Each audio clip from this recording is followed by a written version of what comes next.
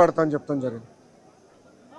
కుటుంబాలకి దూరంగా తల్లిదండ్రులకి దూరంగా వాళ్ళు అక్కడ ఉండి దేశం కోసం అహర్నిశలు నిలబడుతున్న వ్యక్తులు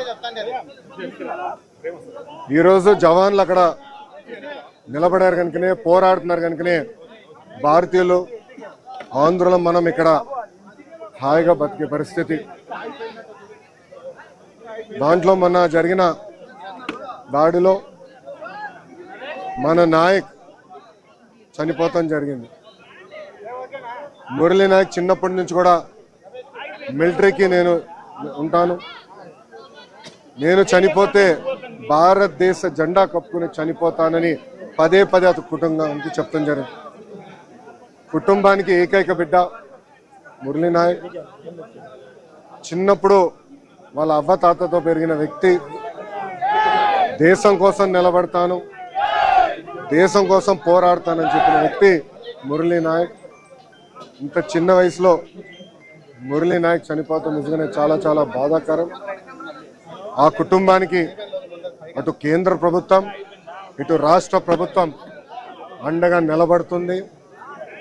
గౌరవ ముఖ్యమంత్రి గారు మాతో మాట్లాడారు, ఉప ముఖ్యమంత్రి గారు అదేవిధంగా హెల్త్ మంత్రి మన సత్యకుమార్ గారితో మాట్లాడి ఆ కుటుంబానికి ప్రభుత్వం నుంచి ఆర్థిక సాయం కింద 50 లక్షల రూపాయలు, దాంతోపాటు 5 ఎకరాల భూమి, ఇల్లు కట్టుకునేదానికి 300 గజాలు ప్రభుత్వం అందజేస్తాం జరుగుతుంది.